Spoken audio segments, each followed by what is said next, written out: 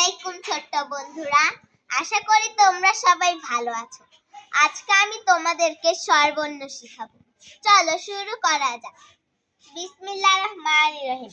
স্বরে ও, স্বরে আ, রস্বই, দীর্ঘই, রস্বাউ, দীর্ঘাউ, রি,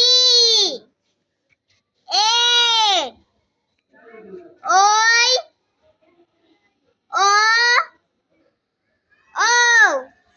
আমি আবারও বলছি, তোমরা মনোযোগ দিয়ে শুনবে ও বুঝবে।